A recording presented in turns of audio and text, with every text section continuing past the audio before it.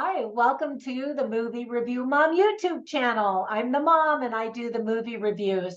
And if you've never been to my channel before, my goal is to give you the heads up on filmmaking quality and content so that you can make the best decision for you and your family as to whether or not you want to spend time or money or both sometimes watching a specific film.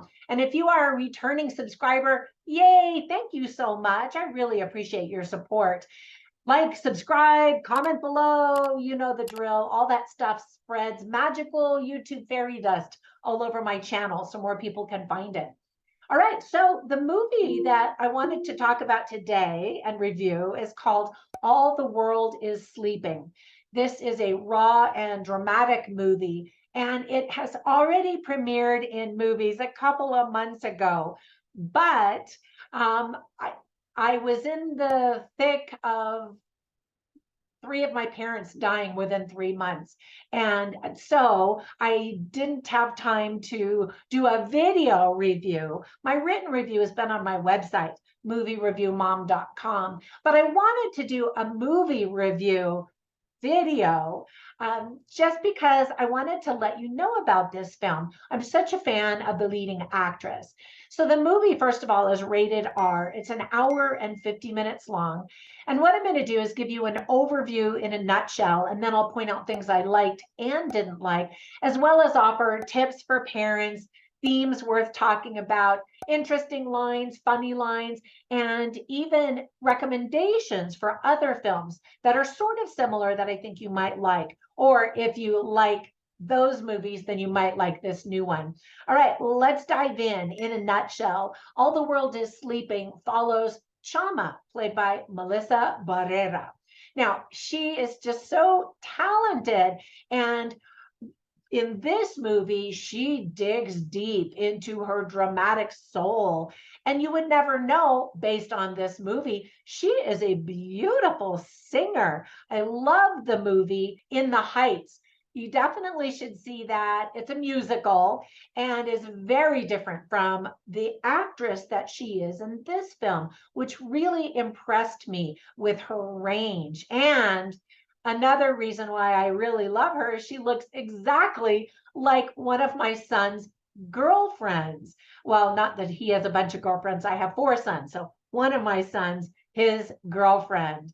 So here's a picture of my son's girlfriend. And here's a picture of Melissa Barrera. They look alike, don't they? Well, anyway, this character that she plays is a young girl in New Mexico who strives to be different from her mother. Now that she's in her 20s, she's found herself falling into a very similar cycle of generational addiction. This struggle then threatens her balance as a mother herself to her own daughter. As Chama tries to keep it all together, a harrowing accident will spiral her out of control, causing her daughter to be taken from her from custody. Now, this kind of sounds like a trailer or like I'm giving away the whole story. But with nothing left, she has to confront her past in order to fight for a future, one that can either guide her closer to getting her daughter back or lead her deeper into this dangerous cycle. The film was written and directed by Ryan Layson. So in 2017, a reproductive justice-based nonprofit, Bold Futures NM, gathered 7 system-impacted women with a history of substance abuse and pregnancy to create an artistic medium that would explore the complexities of trauma, substance abuse, and parenting in New Mexico. Now, over the course of several months and hours of conversation and community building, the insight derived through this facilitated group process evolved into the foundation of an unlikely feature film highlighting characters with authenticity and heart. This unique film was created with the aim of pushing back against the stigma faced by pregnant women and people living through addiction.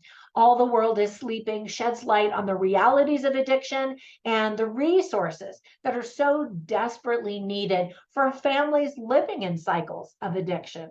So this film centers on the complex role of motherhood. It addresses generational cycles of addiction and beautifully highlights a community that is not often represented in film. So as a filmmaker whose own life has been scarred by addiction, Ryan Layson helped bring a unique cinematic lens while shaping these stories, a film that would feel both singularly raw, and it does, and universally connected.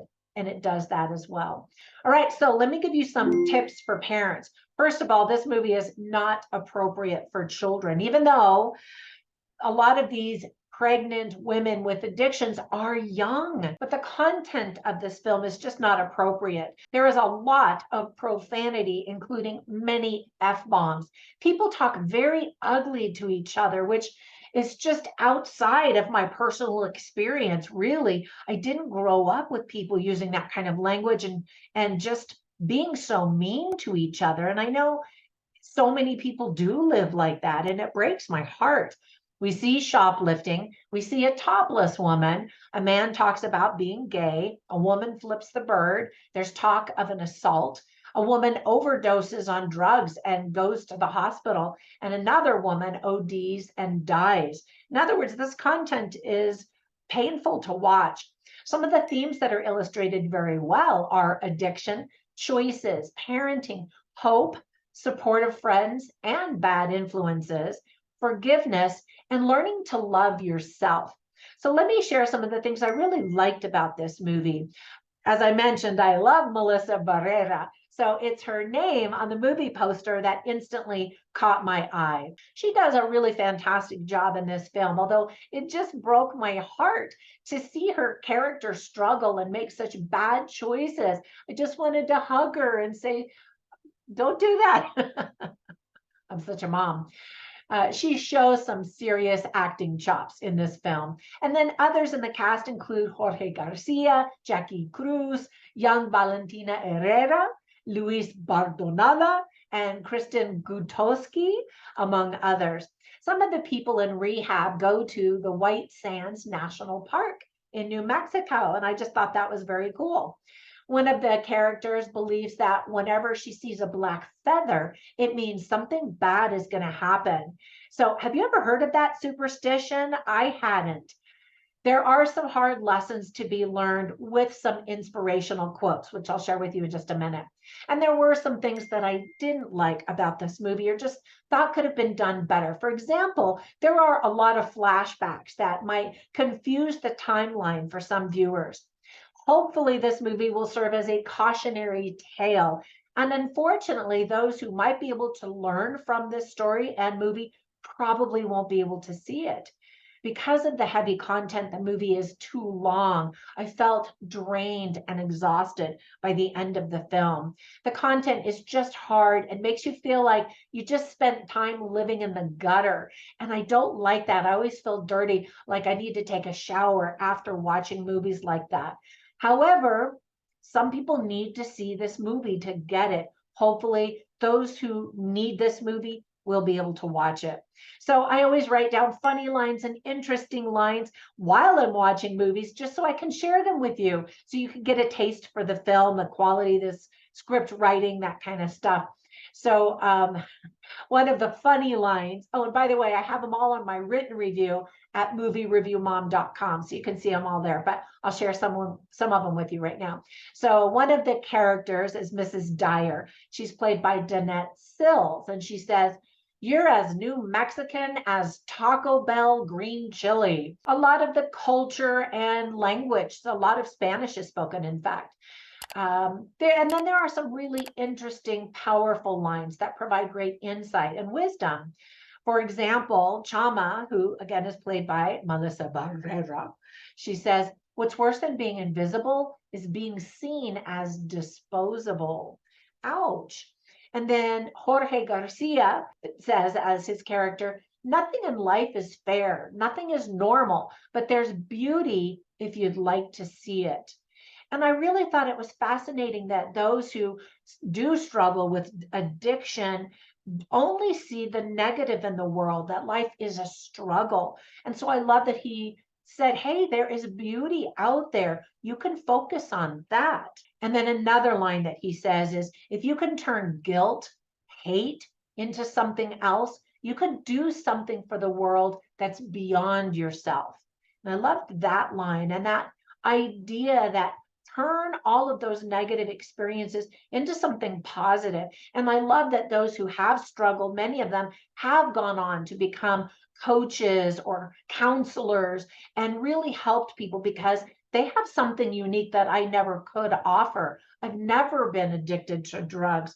And those who have can really relate and understand in a way that many of us couldn't. All right. And then this last one, I thought it was interesting, spoken by Chama. And she says, I got to try to understand my scars and not just pick at my scabs, which is kind of gross imagery. But I really love that she wanted to get deeper, go deeper, and understand why is she repeating these addictions and the cycle that her mother went through, especially when she saw what her mother went through. And it's an interesting and very difficult cycle to break.